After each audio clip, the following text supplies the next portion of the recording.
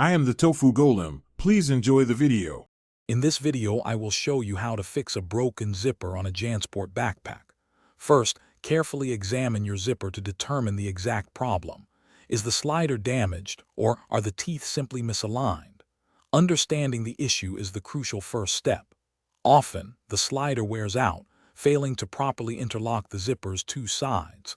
Look closely for any bent teeth or fabric caught in the mechanism. This initial assessment guides your repair strategy, ensuring you address the root cause effectively and efficiently.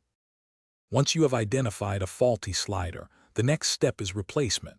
You will need a new slider that matches your zipper's size, typically found by checking the back of the old slider for a number, like a number 5 or number 8. Use small pliers to gently pry open and remove the old slider. Then, carefully thread the new slider onto the zipper teeth, starting from the bottom stop.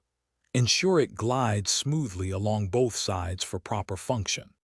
If your zipper teeth are misaligned but the slider is fine, you can often fix this with a bit of patience. Use needle nose pliers to gently straighten any bent or twisted teeth. Work slowly and carefully to avoid further damage. After realigning, apply a small amount of zipper lubricant, such as a graphite pencil or a specialized wax, to the teeth. Then, slowly move the slider back and forth over the repaired section to help the teeth interlock correctly and smoothly. After completing your repair, it is essential to perform a thorough test.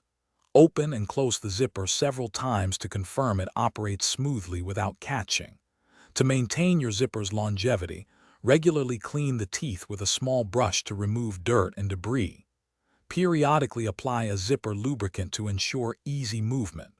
Also, avoid overfilling your backpack, as excessive strain can cause future zipper failures. These simple steps will keep your JanSport backpack zipper working well for years. Thanks for watching.